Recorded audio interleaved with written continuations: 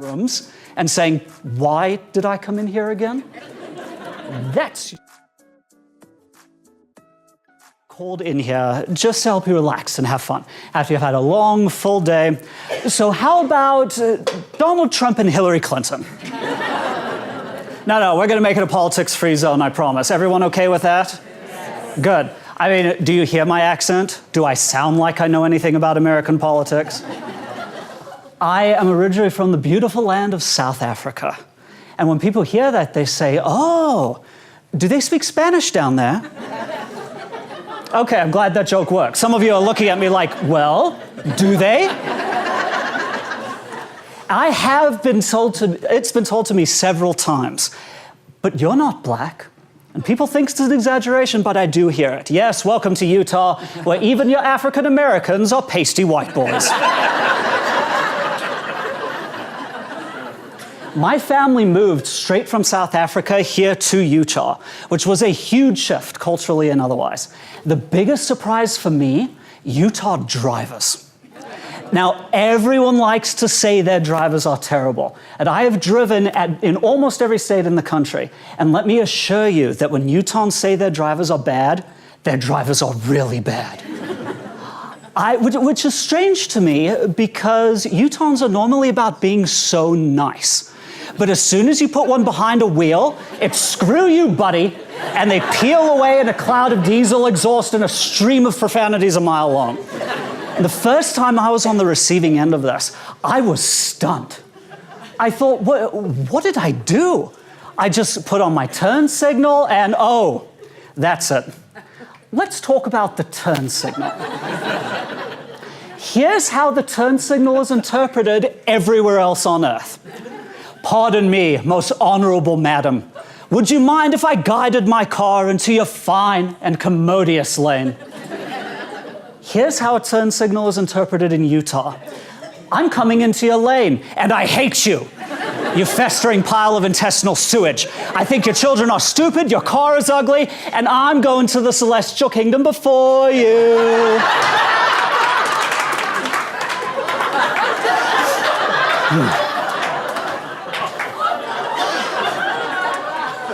Do you like my Utah safety bubble there? That's how I knew I could show that slide. But other than that, I love Utah, and people love my accent here. I've learned that I can get away with saying almost anything with this accent. Well, and it helps to be white and male too, by the way. Seriously, if you're not white and male already, I would definitely get on that. I can say the dumbest stuff and still sound smart. Okay, let's try. Don't worry, you'll never get sick of that dolphin tattoo on your face. How about this? That gunshot wound to your stomach doesn't look too bad. I bet you can just stitch it up yourself. Or my personal favorite, timeshares are an excellent investment. Some of you are looking at me right now. Oh my gosh, after the show, I got to get some timeshares. Gee, are you sure? Did you not just hear that man's sweet, sweet verbal chocolate trickling into your ears? In addition to my accent, I have a degree in cognitive neuroscience. Never went into medicine, but got cognitive neuroscience behind me. And I thought, well, I'll take the most obvious career path into public speaking.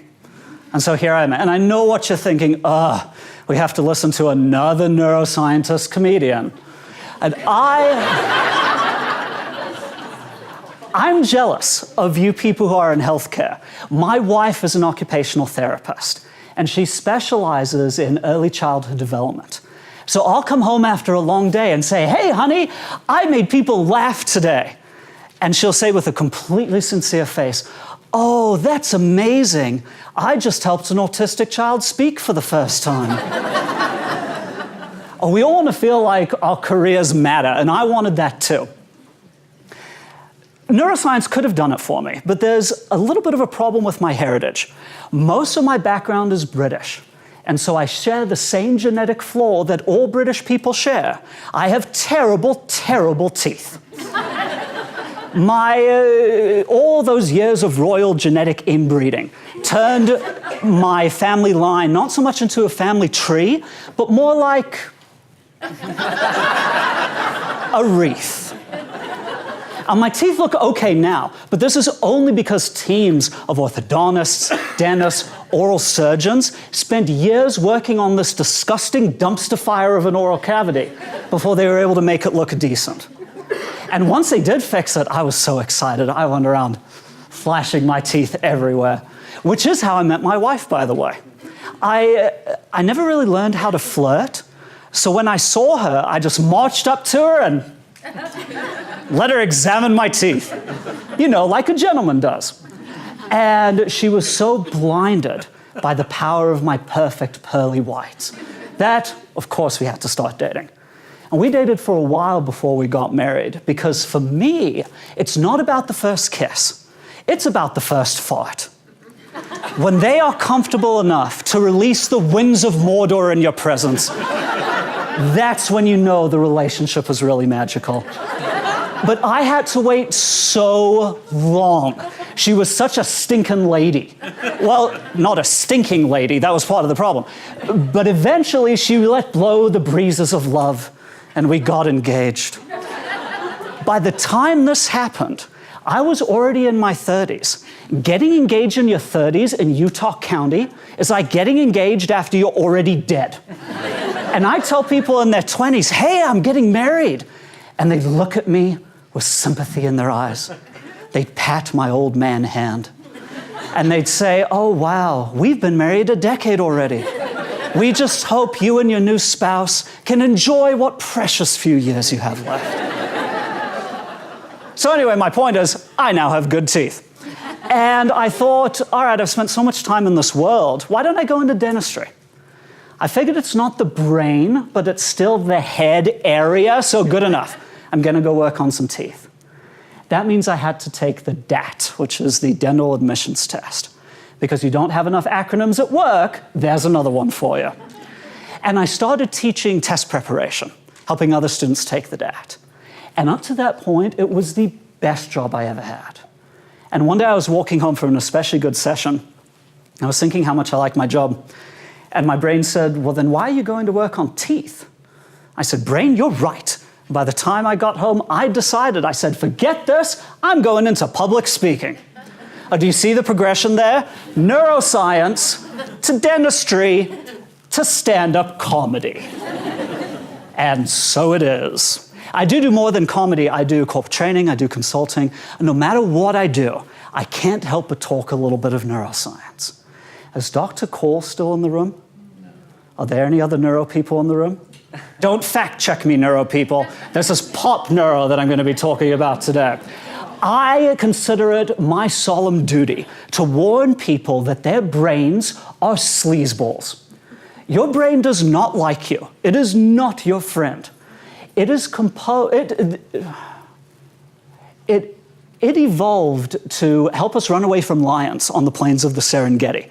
It did not evolve to help us in the modern world. And society has advanced so fast that we've long since outpaced our own brains. I'll give an example of this. Remember our friend, the Utah driver? I mean, we're all great drivers in this room. We're talking about other Utah drivers, of course. Let's play a little game. This is audience participation time. I'm going to say half of a sentence. I want you to imagine that you're saying the sentence to yourself in your own head. And I want you to finish it with the first word or words that come to mind. And I want you to finish it out loud. So in theory, in a few seconds, I want everybody talking at once. Okay? Here we go. When I'm driving and I cut someone off, it's because I was in a hurry, wasn't paying attention. Good, 5 of you followed those instructions. Excellent. Let's do it again. When I'm driving and someone cuts me off, it's because they are... Works every single time I do the exercise. If I'm driving and I cut someone off, hey, that's okay because I didn't mean to. I wasn't paying attention, I had to hurry to my exit, I didn't mean to, so it's okay. But if someone cuts me off, well, the reason they did that is because they're a great big jerk. And I hope they burn long and burn hard for that crime against me. That is your sleazeball brain talking. Your brain is composed of about 86 billion neurons. And there are more connections between those neurons than there are literally stars in the Milky Way galaxy. And almost every single one of those neurons is very stupid.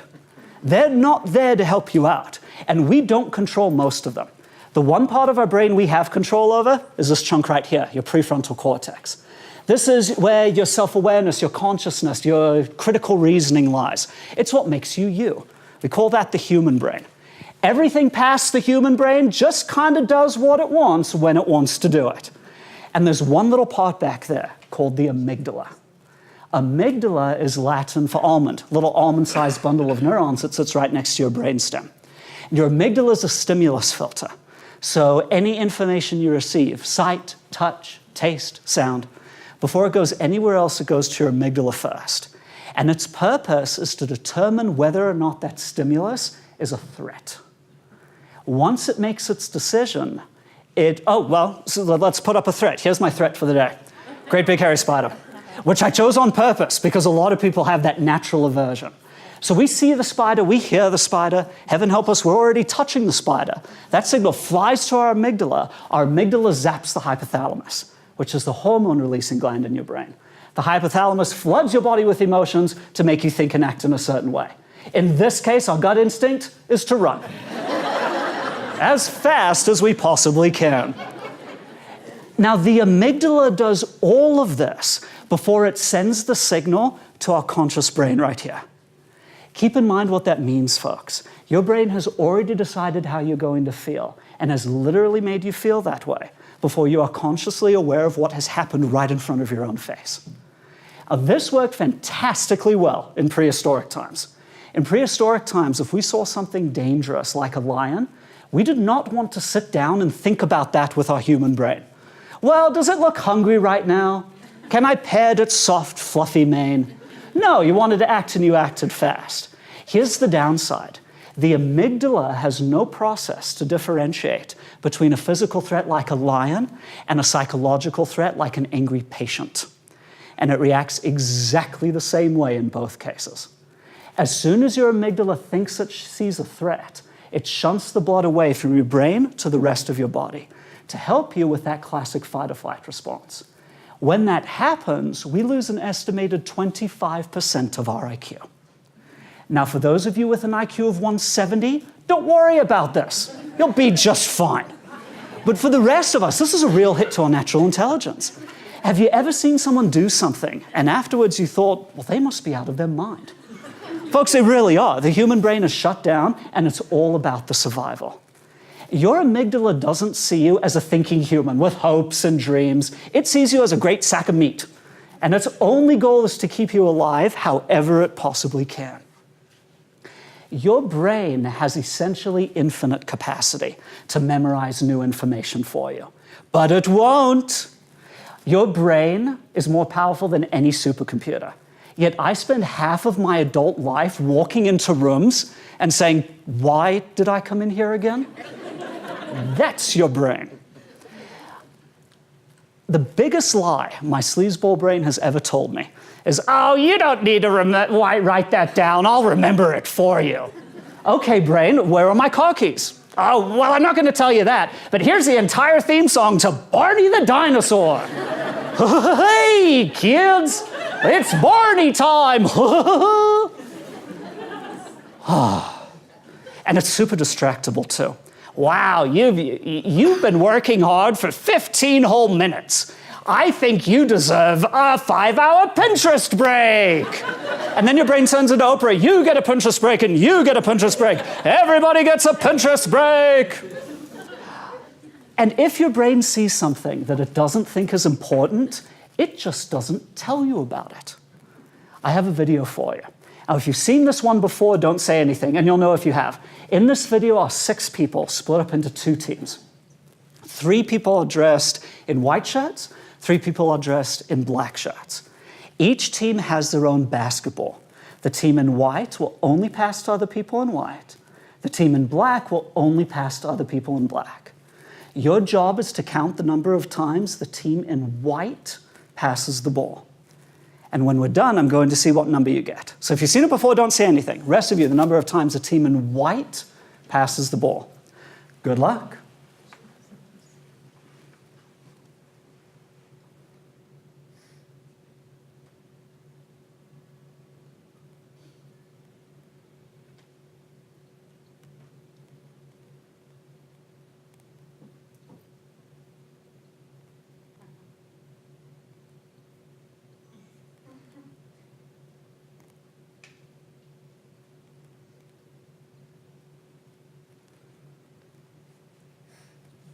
How many? 16. I guess some 15, some more 16. Okay. Anyone notice anything unusual? Who has not seen this before? What happened? Gorilla. Yes, in the middle of the video, someone walks by in a great big gorilla costume, stops in the dead center of the screen, slowly beats their chest, and then moseys on out. Raise your hand if you saw that gorilla and have not seen this before. Okay, so about 30, 40% of you. Congratulations, you're above average. For the populace as a whole, only 30% see the gorilla the first time. The gorilla was not the only change in that video. 2 other things happened. What were they? One of the people in black left, yes? And there was a third change. This change filled 80% of that screen behind me. The curtain changed color, you got it. It started out a bright red. It's now a funky mustard yellow. Raise your hand if you caught all 3 of those changes. All 3. Oh, I'll take it. Still, we got 1 person, yes. Seen it before and she caught all 3 changes. Thank you. I'm glad someone has seen it before because I do want to play it again. And if no one sees all 3 changes, I'm accused of switching videos. But I promise you this is the same video. This time, don't worry about basketballs. We're just going to watch for the gorilla. He will appear from the right-hand side of the screen. And the other changes will happen at close to the same time.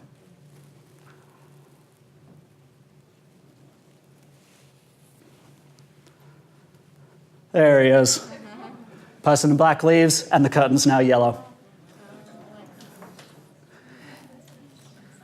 Now that you've seen it again, how obvious are those changes? They're really stinking obvious, especially the gorilla. There is nothing subtle about that gorilla. Slowly walks on the screen, beats his chest, and slowly walks out. Yet our brain doesn't even show it to us because it decides, not important, and it wipes the signal away. My favorite part of this research actually came later.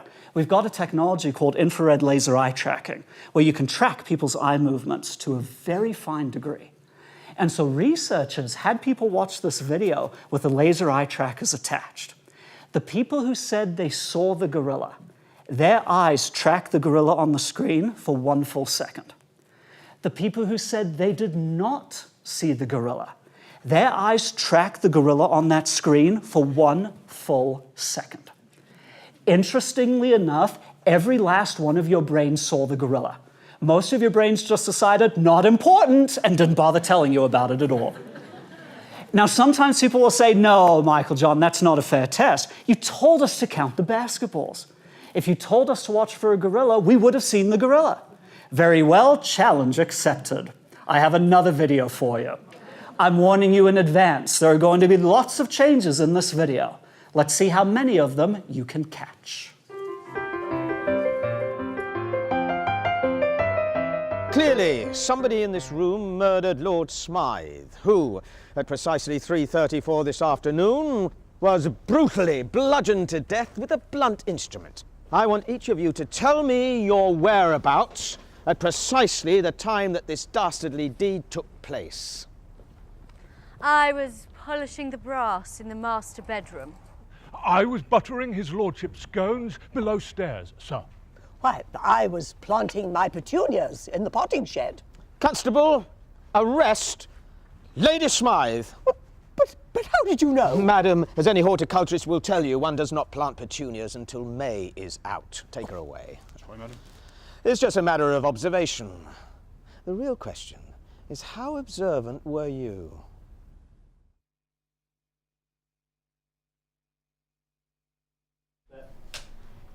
And action. Clearly, somebody in this room murdered Lord Smythe, who, at precisely 3:34 this afternoon, was brutally bludgeoned to death with a blunt instrument. I want each of you to tell me your whereabouts at precisely the time that this dastardly deed took place. I was polishing the brass in the master bedroom. I was buttering his lordship's scones below stairs, sir. Why, I was planting my petunias in the potting shed. Constable, arrest Lady Smythe. Raise your hand if you got the 21 changes. 10 or more? 5 or more? Okay, my peak is usually around 7-ish. So if you're there, you're near the peak. I love the second half of this video, where there's a secondary camera behind the main one. And as the main camera pans, you notice they change essentially everything. Every last thing from the ceiling to the floor, and our brain just smooths it out for us. And if we're lucky, maybe we caught 5 of those things. The biggest thing I learned studying neuroscience is how many thoughts and feelings my brain gives me without bothering to consult me first. It just shoots me a feeling and then tricks me into thinking that I chose to have that emotion for myself. For example, anger. Let's say, well, I'll back up. I'm your classic 90-pound weakling. Getting into fisticuffs is my last resort in any situation. But so help me, and I do this without even thinking, if I hold the door open for someone and they don't say thank you, I'm cutting off their face with a rusty blade and wearing the skin as a trophy. And I don't want to feel that way. My brain just kind of does it. It's great for saving us from lions. Again, very good for that. But if you have an angry coworker, its best decision is, well, let's get angry too. That'll totally help diffuse the situation. And around that little cycle of stupidity we go. And say you have a brilliant brain. It's smart, it's sensitive, it's creative. Well, we got to balance that one out. How about some debilitating mood disorders for you? And the brain reshuffles those scales. My brain loves to send me anxious thoughts. Hey, are you gay? No, brain, I'm married. Oh, this is Utah County. That's not especially compelling evidence. I mean, have you seen what you're wearing? Have you seen those shoes? But seriously, folks, have you seen these shoes? These are some stinking good shoes. My point is, I do not make the best case for my own heterosexuality. I'm skinny, I love musical theater, and I dress well. By the way, I didn't dress like this because I was coming here today. This is just my around-the-house clothing. The organizers told me that this is a casual clothes event, and I thought to myself, gotcha, no tux. But despite all that, I do like the ladies. And you see, this is what Utah does to people. Our gays are straight, our Africans are white, we spell all of our baby names wrong, we think we're multicultural because we have an Olive Garden and a Chipotle, we mix vegetables with Jell-O and call the resulting gastric abomination a side dish, and we have no idea what the left lane is for.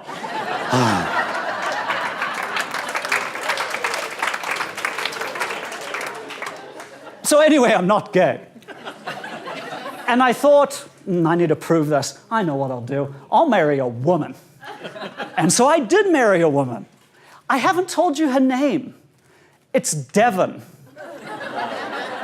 To prove I'm not gay, I married a person named Devon. Suffice it to say, this was not as effective a strategy as I had supposed. Dang sleazeball brain always questioning my sexuality. And that's not the worst of it. My brain has been a sleazeball from a very early age. A journey back with me, if you will, to my 9th grade year here in Utah. That same year, my father decided to quit his job. He was going to be a maverick, break out on his own. He was a writer and consultant. And so we basically had to set up a little publishing house in our basement. Now, I was at the time quite the connoisseur of the computers. And so my father chose me to get all the equipment we would need.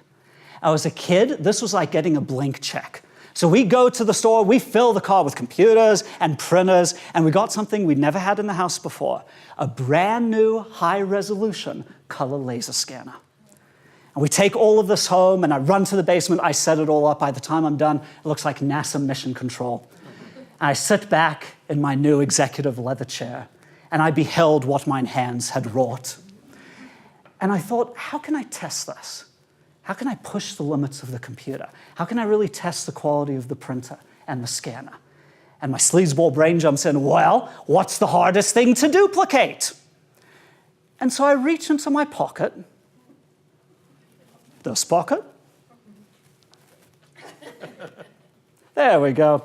I reach into my pocket and pull out a perfect, crisp $1 bill. I look at the bill, And my sleazeball brain says, do it. And so I throw the thing in the scanner, I scan the bill, and I touch up the images on the computer. I put paper in the printer, I print out the front, I turn it over, print out the back, cut it out. And now I have 2 perfect $1 bills. And so it began. I printed ones, I printed tens, I went all the way up to hundreds. Now, I never spent any of it because, of course, that would have been wrong. I was just an artist, and all I wanted was the freedom to be able to share my art. And over time, I practiced, I got better, and I did have help from one of the unlikeliest of sources, public television. There's a TV show called Nova, which normally does science specials. But one day I was flipping through the channels, ran across Nova, and it was all about counterfeiting. They said, welcome to Nova. Here are the best counterfeiters in the world, and here's how they did it. And my eyes were just glued to that screen as I was scribbling down notes as fast as my little hands could move. Here's one trick I learned from that show. Money paper is especially tricky to duplicate. It's 98% cotton. It's made at only 2 factories on the planet. And those factories are locked down like Fort Knox. But what you can do is take a real $1 bill, drop it in a bucket of bleach, and then print $100 on it. And you have a perfect $100 bill on real-life money paper. Now, like all artists, I wanted to share my work. So I stuffed my wallet full of bills, and I'd go to school, and as soon as I got into school, I'd say, hey guys, look what I can do. And I have never been so popular in my life. All day, people were coming up to me. Oh, Michael John, you're such a great artist. Oh, Michael John, may I have a piece of your work? And I just handed out those bills like candy, assuming that they wouldn't spend it either. I figured, well, they just want the art for their wall. You know, their 9th grade art collections that they'd been putting together. I handed out enough money to wallpaper the Pentagon. Honest to goodness, this is not an exaggeration. Thousands upon thousands upon thousands of dollars. My parents knew I was doing this. They didn't realize the scope, but they knew I was doing something. So they sat me down and they said, you know, Michael John, this probably isn't the smartest thing you've ever done, but it's up to you. You know how evil parents do that?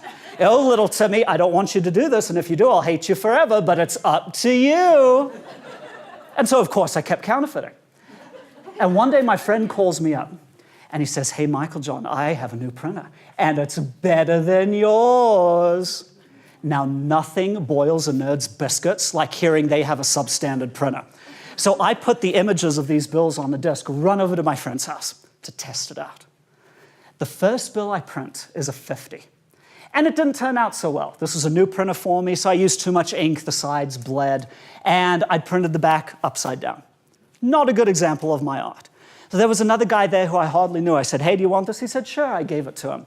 Little did I know, that one bill would prove to be my downfall.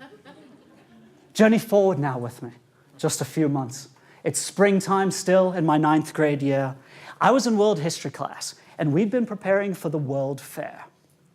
For the World Fair, we broke into teams. We chose a country we wanted to talk about, put together a little presentation to share with the elementary school kids, for the elementary school was just down the road. And me and my friends had chosen New Zealand as our country. We'd been preparing for weeks. In the morning of the World Fair, my mom does my face in beautiful Maori war paint. I put on a nice white shirt and tie, as the ancient Maoris did. And she drops me off at school. I start teaching the little kids all about New Zealand. And while I'm in the middle of an especially exciting Maori war dance, I look to the library doors, and in walks Officer Gusman, the school police officer. And he is followed by 2 men in dark suits and sunglasses. But I don't care. I'm just doing my little Maori war dance. And Officer Gusman walks up to the teacher, and I watch them whispering across the room. And then my teacher looks at me, and he points. And I just keep doing my little war dance. Officer Gusman walks up to me and says, hey, Michael John, can we talk to you for a second? And I say, sure. and like a lamb to the slaughter I go. No clue what is coming my way. We go to an empty conference room. There's a long conference table in the middle. And over the conference table is a single bare light bulb dangling above. I sit down. Officer Gustman sits next to me. Two men in dark suits sit on the other side. Let me tell you about these two men. One of them was over 6.5 feet tall, skinnier than I am. Didn't say a word the entire time. He just scribbled down notes on a little notepad. The other one was short, but he was built like a defensive lineman with a glandular problem. This man could have twisted me into a pretzel without any effort at all. And he was the spokesperson. He leans back in his chair. He says, "Do you have any idea why all these badges are here?" As if I'm some kind of seasoned career criminal. And I say, "No." And at this point, honest to goodness, I still haven't figured this out. The big guy grunts, and he tosses his ID at me. He doesn't hand it to me, he tosses it across the table, as if he can't bear to get any closer to my criminal disease germs. I pick up the ID, look at it. It says, "Officer so-and-so, American Secret Service." Or as I like to call them, the Big A. The Secret Service only does two things. They protect the president and they track down counterfeit money. I had not threatened the president anytime recently, so I knew why they were there. And my face goes white. I mean, even wider than just my normal face right here. You could have stuck me on top of a lighthouse and had me guide ships at sea. And of course the agent saw this and he says, "Ah, you do know why we're here." And then my interrogation really began. He immediately got up from his seat. He stormed, he cursed, he threatened, he screamed. At one point he said, and I quote, "I talked to your principal, and it looks like you have pretty good grades. How would you like to see all of that disappear?" At this point, I was sobbing, and the Maori war paint was dripping down my face and all over my perfect white shirt until I looked like the saddest zebra that you had ever beheld. At one point, he reaches into his pocket, pulls out his wallet, and from it he takes that $50 bill with the back upside down. Turns out what had happened, the person I gave it to someone else, and warned him that this was a counterfeit bill. And he decided to take it to the bank anyway, just to see the bill with the back upside down. And like little piggies, they squealed, "Wee, wee, wee, wee," all the way back to me. I realized as the agent was talking that they'd had no idea of the other thousands of dollars that I had unwittingly placed into circulation. Now, my sleazeball brain does not care about my happiness, but it does want to keep me alive.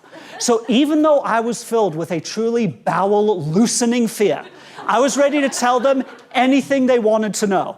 My sleazeball brain locked my jaw like a vice, and I didn't say a word.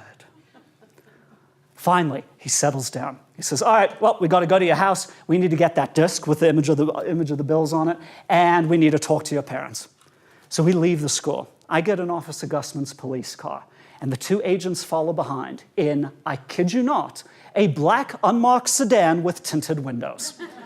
We drive to my house. I get out, I walk to the front door with my law enforcement groupies all around me. I knock on the door. I ring the doorbell. And no one's home. So I run to the backyard, I jimmy open the back door, I run upstairs, I grab the disc with the bills on it, I run back downstairs, I open the front door, I hand the disc to the agent, and it disappears in his giant, meaty palm. He says, "All right, now you're not going to see this disc again." "Okay, fine. And we're going to have to call your parents." "Okay." They get in the car and they drive away. Officer Gustman takes me back to school. There is something else I learned from that Nova special a few months before. At the time, more counterfeit money came out of the state of Utah than any other state in the country. It remains one of the highest counterfeit states in the entire nation. And Officer Gusman told me that the Secret Service agents were tracking down this massive criminal counterfeit ring. And they realized very quickly that I was not the mastermind behind that particular operation. So they let me go. Officer Gusman takes me back to the elementary school. I take a moment to compose myself, to try and wipe off my face before I go back into the library. I walk into the library, open the doors, and somehow every single person there already knew exactly what had happened. And they rose as one, and all together, the entire library, elementary school to teachers, started to clap for me.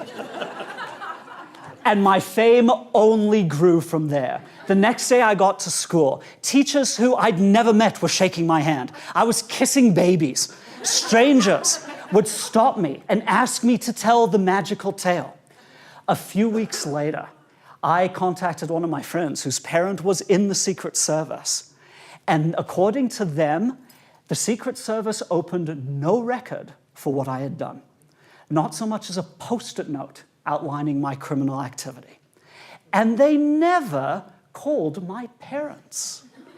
And that, ladies and gentlemen, is what you can get away with when you have this accent. And of course, always helps to be white and male, too. Get on that. I had a tough time trying to figure out what I wanted to talk about at a medical conference, because I've never really availed myself of your healing hands. I had a happy, healthy life. Almost never went to the doctor. I never went to a hospital, not even when I was born. I mean, I'm from Africa. So when my time came, my mom just hopped off her elephant, squatted down in the weeds, and out I came. And then this ape grabbed me and took me on top of a huge rock and held me up for everyone to see. And Elton John sang, and it was all very beautiful. But then 2016 hit, and my entire body just fell apart. The first doctor to get his hands on me was a proctologist.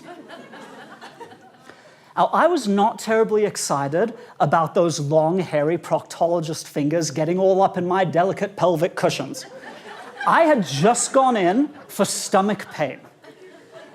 And he gives me a quick once-over and he says, "Well, looks like we got to put something up your bum."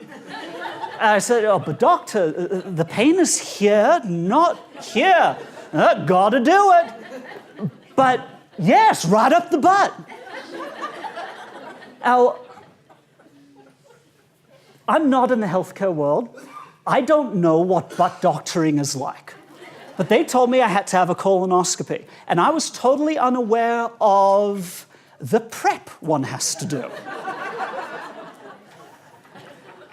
They gave me this giant bottle of liquid that I had to drink to flush out my colon. This liquid tastes like the armpit of Satan. And when I say it flushes out your colon, I mean it flushes out your colon. And eventually, the stream that was just pouring forth from my dorsal nethers finally turned clear, like a crystal mountain stream. And I realized, I'm ready for my colonoscopy. Now, one's first time is special. But it is a little scary. I was unaware that they were going to sedate me. That was news to me. I figured they were just going to bend me over and say, "Now you're going to feel a little bit of a draft." Like someone just opened a stinky window right into your soul. But no, they put me out. And that was how I learned that I am resistant to sedatives. I was gone for most of it. But right near the end, I became just vaguely conscious. And that's when I heard it. The sound of a tape measure being suddenly retracted as out came the camera in a huge spray of KY jelly. I didn't know they used that either. Buckets and buckets of jelly. Now, if you don't know what that's normally used for, ask your parents after the show. I finally understood how the personal lubricant industry stays in business. Just imagine, it's early in the morning, it's springtime, the trees are blooming in a firework of colors. The birds are singing as they glide through the air. The sun is just barely peeking above the horizon. And across the country, at clinics everywhere, giant jelly trucks are backing into the rectal reserve tanks and filling them up for another day. So they wheel me out into recovery. And I'm conscious, but I'm still very much in la-la land. The doctor comes out and he says, hey, just want to let you know everything's great. You have a super smooth colon. And then he gave me a thumbs up. Like, not a thumbs up there, that was earlier. I mean, an external to all of my orifices, regular thumbs up. And I thought, oh, a smooth colon. I was inordinately proud of this. Like I had done something to make it so smooth. Oh, you know, just a little Clorox sandpaper and some spirited scrubbing every morning. I was so complimented by this, and I thought, is this how proctologists flirt? I began twirling my hair. Oh, doctor, I bet you say that to all the colons. And finally he leaves. I get my wits back about me eventually. It's time to go. I had not taken into account the effects of buckets of KY jelly on one's ability to walk.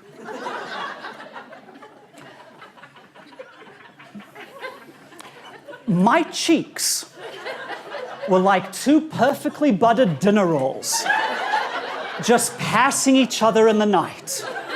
There was no resistance whatsoever between my posterior pastries. I got up from that bed and just glided all the way out of the clinic. It was amazing. Folks, do not wait for a colonoscopy to experience this. Until you die and go to heaven, it is the best thing that you are going to feel. Just get a bucket of jelly and do it. Just do it. Heck, try it for your next family home evening. It'll be the best activity, I promise, that you will ever do. So after this happened, I thought, my sleazeball brain jumps in and says, hey, you're great. Everything's okay. No more medical problems for 2016. Have you ever heard of kidney stones? That was a pain like I'd never known. Now, if some of you are thinking right now, oh, why don't you try childbirth? Please, with all the love that I possess, you shut your face. I do not want to hear it. There are benefits to giving birth. You get an adorable baby. People celebrate with you. No one celebrates your kidney stone. No one comes to your kidney stone shower. No one makes you a frickin' casserole. Here's how I know. Here's how I know that kidney stones are worse than childbirth. A woman tell me childbirth is incredibly painful, and I believe it. And yet, for many, after a few years go by, they say, you know what? I think I'm ready to do that again. You never hear a guy saying, you know what? Been a couple years. I think I'm ready to pass me another stone. When this happened to me, I was on a business trip in the middle of nowhere, Oklahoma. This was the real boonies. I was resting in my hotel room. It was late at night. I'd long since gotten out of my work clothes. And I'm just sitting watching TV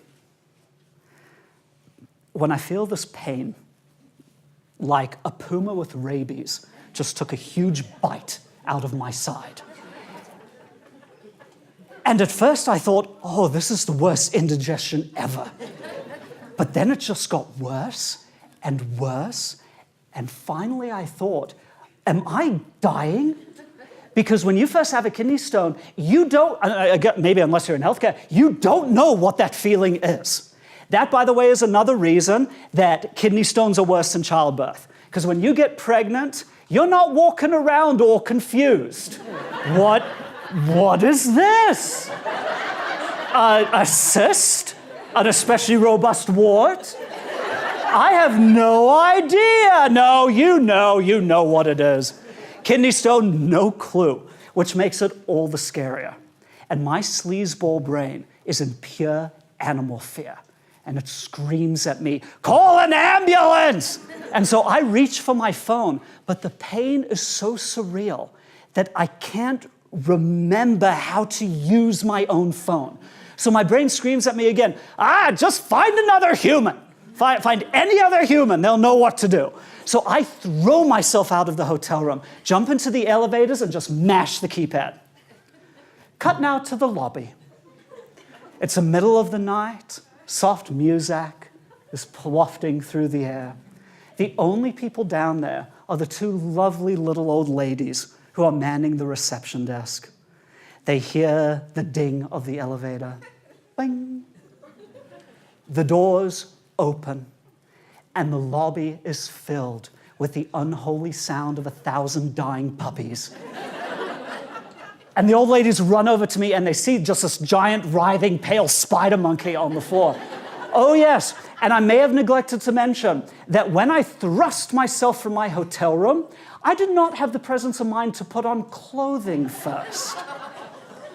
So I was there splayed on the elevator floor in nothing but my boxers. Don't you judge me.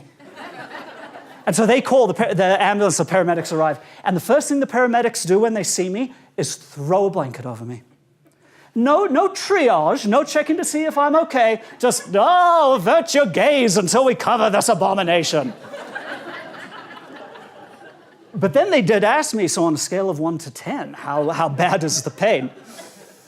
Now, as a guy, I want to be tough. But I also want everyone to know just how terrible the pain is so they can appreciate the depths of my toughness. I don't know if women think this way, but I guarantee every male, when they are in pain, this is what they're thinking. How can I express the terribleness of this pain, but do it in a really manly way? And so I want to scream at them, it's a 10! What I end up saying is, it's only an 8. And I said earlier, we're in the boonies, so they didn't have so much what I'd call an ambulance as it was a cow with a siren stapled to its forehead. So they just grabbed some baling twine and tied my naked carcass to the side of the cow, and away we went. I got to the hospital. They put in the morphine drip. Morphine, the problem with morphine is it doesn't really take away your pain, or at least it didn't for me. All it did was made me too stupid to care that I was in pain. And so I lay there in a perfect drug-addled haze until the stone finally passed 9 hours later. And again, those of you with long labors, I can just see your smugness rays beaming at me right now. I said I don't want to hear it. I am very grateful to all the people at that hospital who saved me from my terrible kidney stone. I said earlier that I'm jealous of people who work in healthcare. Medical professionals, support staff, admin. Your careers give you an opportunity, more opportunity to change lives than almost anyone else does. And you do it when people are often at their most vulnerable and possibly also naked, which is pretty cool. A few years ago, I heard a man speak, David McCullough. He's an historian. And he made history real to me for the first time. He talked about how people changed lives in a way that often reverberated through the generations. And he told a story about the year 1776. May have heard of that year. Yes, kind of a big deal. What you may not have heard is that 1776 was not a good year for the new United States. The only thing that went well, almost, was they signed a little piece of paper saying, we're free now, woohoo, which is roughly akin to your 3-year-old declaring his independence from your parental tyranny. At the time, the colonies were this tiny ragtag bunch who couldn't agree on almost anything, and they had never worked successfully together before. And Great Britain, wow. At the time, Great Britain had the largest navy on planet Earth by a significant margin. Not only that, they had one of the largest armies in the world because they were rich and they could hire Hessians and mercenaries from other countries to fill in their ranks. Not only that, They had good generals. Some historians consider them among the most intelligent military tacticians in history. So in this corner, we have Great Britain, the 800-pound gorilla with the Oxford degree. And in this corner, we have America, the mouse with the toothpick. The one thing we did have was a gentleman by the name of George Washington. And now we think, oh yeah, Washington, he was great. But back then, all he had going for him was a really nice set of fake hair. Just a perfect powdered wig. He had almost no military experience. But no one in the colonies had military experience. And so they said, let's make him in charge of everything. And they did. Predictably, things did not go well that first year. Poor Washington lost battle after battle after battle. In fact, historians like to joke that the only thing he learned that first year was a strategic retreat. He learned how to run away very well, keeping his army largely intact. By the end of the year, morale was understandably low. The army had shrunk to a fraction of its size. Supplies were running out. Fingers and toes were getting frostbitten. It was a freezing cold winter. And on January 1st, 1777, the conscriptions for the entire army were up, and everyone was going home. Back then, they did things a little differently. Back then, if you wanted to serve in the Continental Army, you signed up for a certain period of time. And when you were done, you'd get a paycheck, go home to your families. On January 1st, everybody was going home. So on the night of December 31st, Washington lines up his army, and he marches before them on his beautiful white stallion. He says, folks, we need you to sign up again. If you do, we'll give you an additional $10 pay. And I know you're thinking, ooh, $10, we might die, but if we don't, we can go to McDonald's. Now, $10, of course, was worth much more then, especially to these people. The rank and file of the military were not landed gentlemen like Washington. The vast majority of them were dirt poor farmers. $10 would make a real difference. Washington said, it's yours. They rolled the drums, and no one stepped forward to re-enlist. None of them. At this point, folks, the war was over. Washington literally had no army. So he turned his horse around and started to ride off the field. And then something made him stop. He turned back and decided to give one last little speech to his troops. Now, thankfully, at the time, people loved to keep journals and diaries. So we have from several journals in that army, supposedly word for word what Washington said. He said, quote, "My brave fellows, you have done all that I asked you to do, and more than could be reasonably expected. But this is your country at stake, your wives, your homes, and all that you hold dear. You have worn yourselves out with fatigues and hardships, but we know not how to spare you. If you will consent to stay 1 month longer, you will render that service to the cause of liberty and to your country, which you can probably never do under any other circumstance." End quote. It's as if Washington was saying, do you know how lucky you are? Your kids and your grandkids are going to look back at this day and say, we wish we could have been there to leave our mark on history. After his little speech, they rolled the drums again, and almost everybody stepped forward to re-enlist. And Washington saved his army on that one little speech. And you know the rest of the story. Washington was good, and in the end, America did gain its independence. Now, I don't know about you. I don't care so much the mark I'm making on history. I'm going to avoid war and pain and death as much as I possibly can. But we all want to feel like we make a difference. And my hope is that is what your jobs give you, because you do have an impact. And as we've already talked about today, that impact will often go much further than you will ever see. And my hope is that we treasure those moments where we get to make a genuine difference, because those are the moments that life is made of.